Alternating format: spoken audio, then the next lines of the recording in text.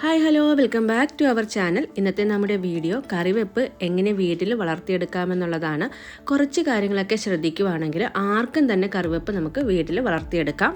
കറിവേപ്പിൻ്റെ തൈ നട്ട് ഏകദേശം ഒരു 6 മാസം കഴിയുമ്പോൾ നമുക്ക് ശിഖരങ്ങളൊക്കെ കോതിക്കൊടുക്കാം.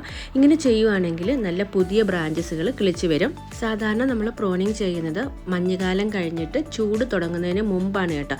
ഈ ഒരു രീതിയിൽ നമ്മളിങ്ങനെ പ്രോണിങ് ചെയ്ത് കൊടുക്കുകയാണെങ്കിൽ ചെറിയ ചെറിയ തളിര് ബ്രാഞ്ചസുകൾ വന്നിട്ട് നമ്മുടെ കറിവേപ്പ് നല്ല ബുഷിയായിട്ട് വളർന്നു കിട്ടും. അടുത്തതായിട്ട് നമ്മൾ ശ്രദ്ധിക്കേണ്ടത് കറിവേപ്പ് പൂത്ത് തുടങ്ങുമ്പം ആ പൂവും കായും ഒക്കെ കൂടെ ചേർന്ന് കൊലയോടുകൂടി തന്നെ നമ്മൾ ഒടിച്ച് കളയണം. അങ്ങനെ ഒടിച്ച് കളഞ്ഞില്ല എന്നുണ്ടെങ്കിൽ കറിവേപ്പിൻ്റെ വളർച്ച മുരടിച്ചു പോകും. നമ്മൾ പിന്നെ എത്ര വളം ഇട്ട് കൊടുത്തിട്ടും കാര്യമില്ല. അതേസമയം ആ ഒരു പൂ വരുന്ന സമയത്ത് ആ ഒരു കൊലയോടുകൂടി നമ്മൾ ഒടിച്ച് കളയുകയാണെന്നുണ്ടെങ്കിൽ പുതുതായിട്ടുള്ള നല്ല ഫ്രഷ് ഇലകൾ ആ ഒരു ഭാഗത്ത് നിന്ന് കിളിച്ച് വരികയും ചെയ്യും. നമ്മുടെ കറിവേപ്പ് പെട്ടെന്ന് തന്നെ ബുഷിയായിട്ട് കിട്ടും.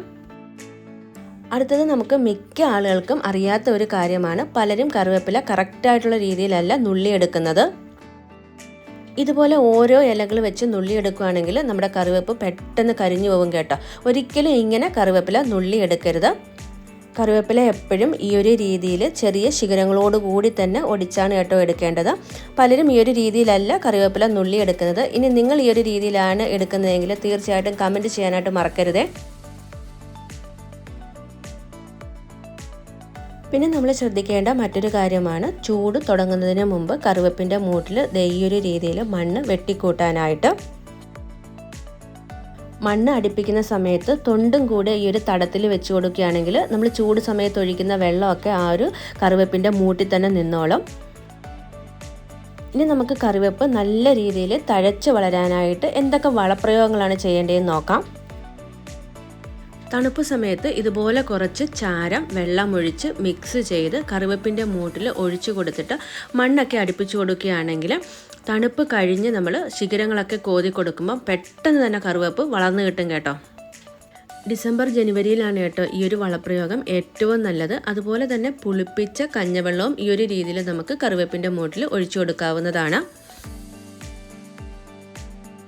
പിന്നെ കറിവേപ്പ് ചെടിക്ക് ഏറ്റവും ബെസ്റ്റായിട്ട് എനിക്ക് തോന്നിയിട്ടുള്ളത് നമ്മുടെ മീനും ഇറച്ചിയൊക്കെ കഴുകുമ്പോൾ ഉള്ള വെള്ളം ഉണ്ടല്ലോ, ആ ബ്ലഡ് ചേർന്നിട്ടുള്ള വെള്ളം, അത് ഇതുപോലെ കറിവേപ്പിൻ്റെ മൂട്ടിൽ ഒഴിച്ചു കൊടുത്തിട്ട് മണ്ണടുപ്പിച്ച് കൊടുക്കുകയാണെങ്കിൽ പെട്ടെന്ന് തന്നെ നമ്മുടെ കറിവേപ്പിൻ്റെ ചെടി വളർന്നു കിട്ടും. ഞാനത് ഈ ഒരു വീഡിയോയിൽ ഉൾപ്പെടുത്തിയിട്ടില്ല. നിങ്ങളുടെ കറിവേപ്പ് നല്ല പോലെ മുരടിച്ച് നിൽക്കുകയാണെങ്കിൽ അതിൻ്റെ ശിഖരങ്ങളൊക്കെ കോതി കൊടുത്തിട്ട് ഈ ഒരു രീതിയിൽ മീനോ ഇറച്ചിയോ ഒക്കെ കഴുകുന്ന വെള്ളം ഒഴിച്ച് നല്ലതുപോലെ മണ്ണൊന്ന് അടുപ്പിച്ച് നോക്കൂ. 2 ആഴ്ചയ്ക്കുള്ളിൽ നിങ്ങൾക്ക് വ്യത്യാസം മനസ്സിലാവും.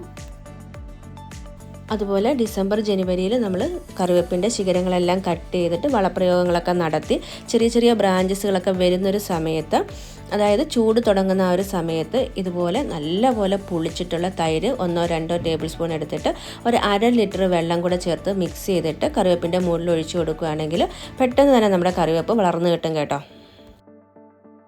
ഫ്ലാറ്റിലൊക്കെ താമസിക്കുന്നവർക്കും അതുപോലെ കറിവേപ്പ് ചട്ടിയിലൊക്കെ വളർത്തുന്നവർക്കും ഇതുപോലെ പുളിപ്പിച്ച തൈര് 2 ആഴ്ച കൂടുമ്പം ഒരു പ്രാവശ്യം എന്ന രീതിയിൽ ഒഴിച്ചു കൊടുക്കുകയാണെങ്കിൽ നമ്മുടെ കറിവേപ്പ് നല്ലപോലെ ഫ്രഷ് ആയിട്ട് നിൽക്കും കേട്ടോ. അപ്പോൾ നമ്മൾ മലയാളികൾ എല്ലാ കറിയിലും ഉപയോഗിക്കുന്ന കറിവേപ്പ് ഈ ഒരു രീതിയിലൊക്കെ നിങ്ങളുടെ ബാൽക്കണിയിലോ അല്ലെങ്കിൽ കിച്ചൺ ഗാർഡനിലോ ഒക്കെ വളർത്തി നോക്കൂ. ഒപ്പം വിഷമുള്ള കറിവേപ്പിലയോട് എന്നേക്കുമായിട്ട് നമുക്ക് ബൈ ബൈ പറയാം. വളരെ സിമ്പിളല്ലേ? കുറച്ച് കാര്യങ്ങളൊക്കെ ഒന്ന് ശ്രദ്ധിക്കുവാണെങ്കിൽ ആർക്കും തന്നെ ഒരു കറിവേപ്പിൻ്റെ തൈ നമ്മുടെ വീട്ടിൽ വളർത്തിയെടുക്കാനായിട്ട് കഴിയില്ലേ. ഇനി നമുക്ക് കുറച്ച് കൂടുതൽ കാലം കറിവേപ്പിൻ്റെ ഇല നല്ല ഫ്രഷ് ആയിട്ട് എങ്ങനെയാണ് സ്റ്റോർ ചെയ്ത് വെക്കുന്നതെന്ന് കൂടെ കാണാം. ഞാനിത് നാട്ടിൽ നിന്ന് കൊണ്ടുവന്നതാണ് കേട്ടോ.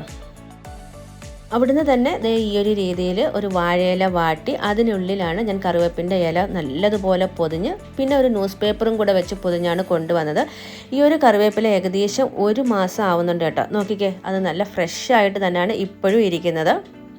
ഇങ്ങനെ തുറന്നെടുക്കുന്ന സമയത്ത് ഇലകൾ കൊഴിയാനായിട്ടൊക്കെ തുടങ്ങിയിട്ടുണ്ട് കേട്ടോ. പക്ഷേ എന്നാലും ആ കറിവേപ്പിൻ്റെ ഫ്രഷ്നെസ് ഒട്ടും തന്നെ മാറിയിട്ടില്ല. ഞാൻ കൊണ്ടുവന്ന ഉടനെ തന്നെ ഫ്രിഡ്ജിലാണ് വെച്ചിരുന്നത്. അതുപോലെ തന്നെ ഈ കൊഴിഞ്ഞു തുടങ്ങിയ ഇലകളൊക്കെ ഒരു ഗ്ലാസിൻ്റെ ഭരണിയിലാക്കിയിട്ട് ഫ്രിഡ്ജിലാണ് ഞാൻ സ്റ്റോർ ചെയ്ത് വെക്കാറുള്ളത്. മാത്രമല്ല എപ്പോഴും ഈ ഒരു പൊതി തുറക്കാറില്ല കേട്ടോ. ഈ ഒരു രീതിയിൽ നമ്മൾ സ്റ്റോർ ചെയ്ത് വെക്കുകയാണെങ്കിൽ കുറേ കാലത്തേക്ക് നമുക്ക് ഒട്ടും തന്നെ ഫ്രഷ്നെസ്സോ ആ മണമോ നഷ്ടപ്പെടാതെ കറിവേപ്പില ഉപയോഗിക്കാനായിട്ട് കഴിയും.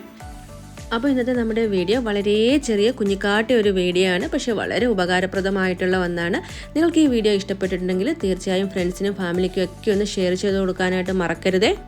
ഒപ്പം തന്നെ നമ്മുടെ ചാനൽ ആദ്യമായിട്ട് കാണുന്ന കൂട്ടുകാരുണ്ടെങ്കിൽ പ്ലീസ് ഒന്ന് സബ്സ്ക്രൈബ് ചെയ്തോളൂ. ഒപ്പം തന്നെ ബെല്ലൈക്കൺ കൂടി എനേബിൾ ചെയ്ത് വെച്ചാൽ മാത്രമാണ് ഞാനിടുന്ന വീഡിയോയുടെ നോട്ടിഫിക്കേഷൻ നിങ്ങൾക്ക് കിട്ടുകയുള്ളൂ. വീണ്ടും നമുക്ക് നല്ല അടിപൊളിയായിട്ടുള്ളൊരു വീഡിയോയിൽ കാണാം. അതുവരേക്കും ടേക്ക് കെയർ. Bye bye.